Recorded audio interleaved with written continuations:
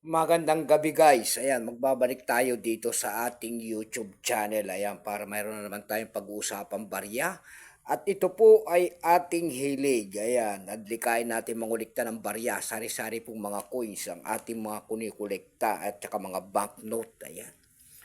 Magandang gabi po sa inyong lahat. Meron tayo kasi pag-uusapang barya. I-sharing natin ang kanyang presyo po kung magkano ng kanyang bintahan sa ating mga online selling. Ayan. Magandang gabi po sa inyong lahat.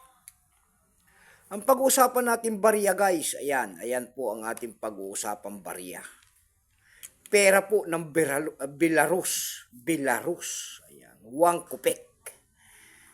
Ayan, pera po ng Belarus, 1 kopek, world coins, foreign coins, ayan.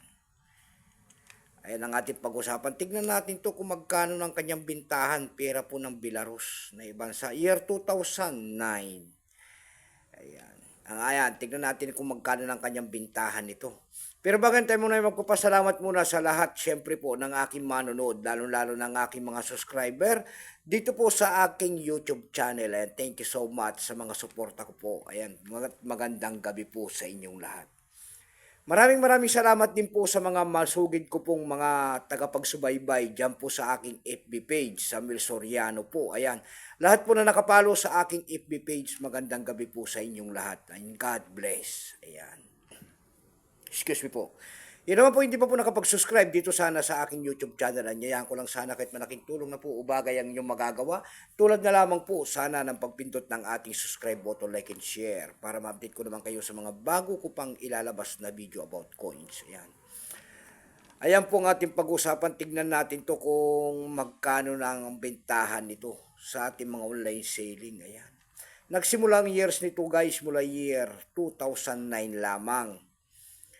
Ayan. Kung ano materialis ang ginamit sa barya na yan guys, yan po ay copper plated steel na mamagnet. May bigat lamang itong 1.55 grams, may haba itong 15 mm, may kapal po naman itong 1.25 mm. Orientation ay middle alignment number M-84227, reference number KM-561. Ito ang year 2009 na ito po ay 41% guys. Ayan, may appraisal price na rin po yan doon sa ating lumista. Binigyan na po ng presyo ng ating mga kolektor. Yung kanyang extra time po kung tawagin nila ay nagkakahalaga yan ng 13 pesos.